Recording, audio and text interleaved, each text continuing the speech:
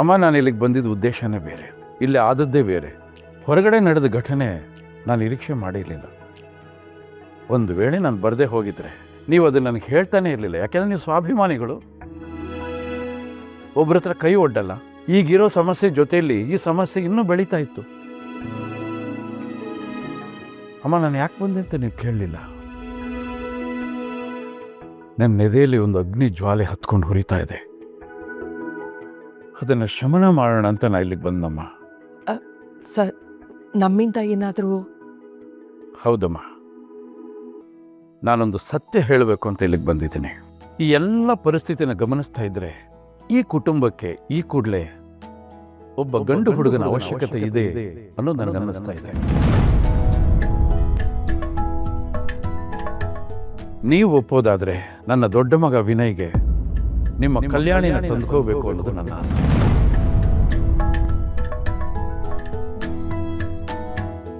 ಅವಳ ಕೈಯಲ್ಲಿರೋ ಗೋರಂಟಿ ಒಣಗೋದ್ರ ಒಳಗಡೆ ಅವಳು ಕುತ್ತಿಗೆಗೆ ಮಾಂಗಲ್ಯ ಕಟ್ಟಿ ನನ್ನ ಮನೆ ಸೊಸೆಯಾಗಿ ತುಂಬಿಸ್ಕೋಬೇಕು ಅನ್ನೋದು ನನ್ನ ಆಸೆ ಕಣಮ್ಮ. ಮಂಜು ಹೋದ್ಮೇಲೆ ನೀವೆಲ್ಲ ಎಷ್ಟು ನೋವು ಅನುಭವಿಸ್ತಾ ಇದ್ದೀರಿ. ಅವನಿಲ್ಲ ಅನ್ನೋ ನೋವು ನಿಮ್ಮನ್ನು ಹೇಗೆ ಕಾಡ್ತಿದೆ ಅನ್ನೋದನ್ನು ನಾನು ಅರ್ಥ ಮಾಡ್ಕೋತಾ ಇದ್ದೀನಿ. ನನ್ನ ಮಗ ನಿಮ್ಮ ಅಳಿಯನಾಗಿ ಬಂದಮೇಲೆ ಅವನು ನಿಮ್ಮ ಮಗನಾಗಿರ್ತಾನೆ. ಮಂಜು ಸ್ಥಾನದಲ್ಲಿ ಇದ್ಕೊಂಡು ನಿಮ್ಮೆಲ್ಲರನ್ನ ಪ್ರೀತಿಯಿಂದ ನೋಡಿಕೊಂಡು ಈ ಮನೆಯಲ್ಲಿ ಒಂದು ಸಣ್ಣ ಸಮಸ್ಯೆ ಬರದೇ ಇರೋ ಹಾಗೆ ಎಲ್ಲ ಜವಾಬ್ದಾರಿನ ಅವನು ಹೊತ್ಕೊಂಡು ನಿಭಾಯಿಸ್ಕೊಂಡು ನಿಮ್ಮನ್ನು ಭಾಳ ಪ್ರೀತಿಯಿಂದ ನೋಡ್ಕೋತಾನೆ. ಮರ್ಯಾದೆಯಾಗಿ ಇಲ್ಲಿಂದ ಎದ್ದು ಹೋದ್ರೆ ನಿಮ್ಗೂ ಒಳ್ಳೇದು, ನಮಗೂ ಒಳ್ಳೇದು.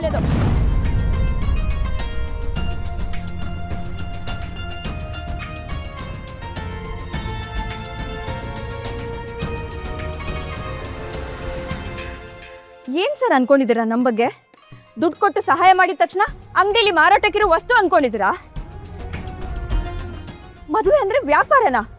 ಸಹಾಯ ಮಾಡೋ ನೆಪದಲ್ಲಿ ಸಮಜಾಯಿಷಿ ಕೊಡಕ್ ಬಂದಿದ್ದೀರಾ? ಉಪವಾಸ ಸಾಯ್ತಿವೆ ಹೊರತು ನಿಮ್ಮಂತವ್ರ ಸಹಾಯ ಬೇಕಾಗಿಲ್ಲ ನಮ್ಗೆ. ಕಲ್ಯಾಣಿ, ನೀನು ತಪ್ಪು ತಿಳ್ಕೊಂಡಿದ್ಯಮ್ಮ. ನಾನು ಯಾವುದೋ ದುರುದ್ದೇಶದಿಂದ ನಾನು ಈ ಮಾತು ಹೇಳ್ತಾ ಇಲ್ಲ.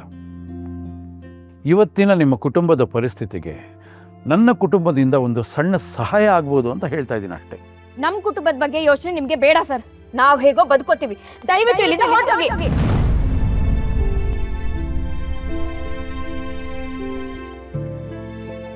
ಅಕ್ಕ, ನೀನು ಸಮಾಧಾನ ಮಾಡ್ಕೊ. ನೀನು ಫಸ್ಟ್ ಒಳಗೆ ಹೋಗು.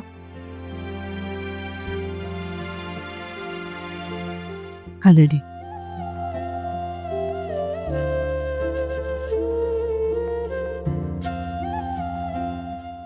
ಸರ್ ಕ್ಷಮಿಸಿ ಸರ್.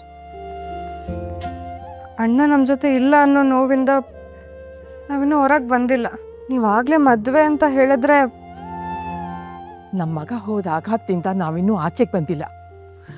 ಅವನನ್ನು ಸುಟ್ಟಿರೋ ಕಟ್ಟಿಗೆ ವಾಸನೆ ಇನ್ನೂ ಆರಿಲ್ಲ. ಅಷ್ಟರಲ್ಲೇ ನೀವು ಮದುವೆ ಬಗ್ಗೆ ಮಾತಾಡ್ತಿದ್ದೀರಲ್ಲ, ನಿಮ್ಗಿದು ಸರಿ ಅನ್ಸುತ್ತಾ ಸರ್? ಇಲ್ಲ ಕಣೆ, ಇಂಥ ಸಮಯದಲ್ಲಿ ಮದುವೆ ಬಗ್ಗೆ ಮಾತಾಡ್ತಿದಾರಲ್ಲ, ಇದೇನು ವ್ಯಾಪಾರ ಅಂದ್ಕೊಂಡಿದಾರ ಅವರು? ಅಮ್ಮ, ನೀನು ಒಂದು ನಿಮಿಷ ಸುಮ್ಮನೆ ಇರು, ನಾನು ಮಾತಾಡ್ತೀನಿ. ಸರ್, ನಮ್ಮ ಬದುಕನ್ನು ನಾವು ನೋಡ್ಕೊಳ್ತೀವಿ ಸರ್. ನಮಗೆ ನೀವು ಇಷ್ಟು ಮಾಡಿದಿರಲ್ಲ, ಅಷ್ಟು ಸಾಕು. ನಿಮ್ಮ ಆಶೀರ್ವಾದ ನಮ್ಮ ಮೇಲೆ ಇರಲಿ ಸರ್, ಅಷ್ಟು ಸಾಕು. ನಾನು ಹೇಳಿರೋ ವಿಷಯ ಸರಿ ಇದೆ, ಸಂದರ್ಭ ಸರಿ ಇಲ್ಲ.